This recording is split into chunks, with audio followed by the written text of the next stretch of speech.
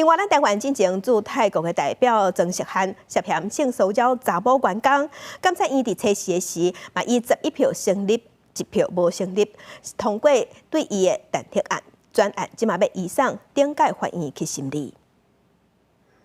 咱国前驻泰国代表曾石汉涉嫌共性骚扰，监察院顶一日审查通过弹劾。报告指出，曾石汉伫2022年12月初3至初6出场执行公务的期间。在顶下司权力无对等的情形之下，违反女当人的意愿，甲伊握手的时间有到15分钟至20分钟，甚至要求受害女当人去房间讨论修改地书稿，互这个查某囡仔是感觉真惊吓、无爽快，去互冒犯。我们几位调查委员都认为，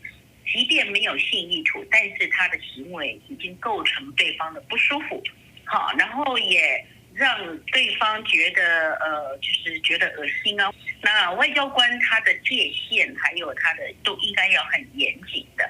监察院以11票成立，1票无成立，通过弹劾曾石汉，专案移送顶届法院审理。弹劾案内容指出，曾石汉虽然否认性骚扰的行为，不过承认因为手冷、找女当人握手、握手等等的行为，也若结果进前，曾石汉是拢无回应。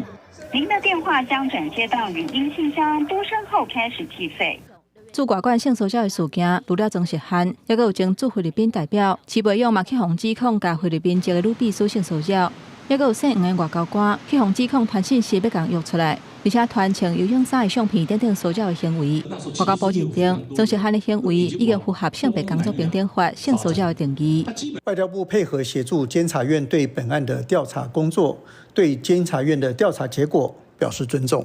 外交部这5年受理性骚扰的申诉案有10件，工课场霸凌的申诉案有5件。为了防止这类的事件再次发生，外交部处长甲各单位的主管，也有各驻外机构的馆长，拢签性骚扰零容忍的承诺书。外交部内部甲外派人员签禁绝性骚扰承诺书，嘛要求自2024年顶半年外派人员甲新任的馆长完成性平课程甲治疗。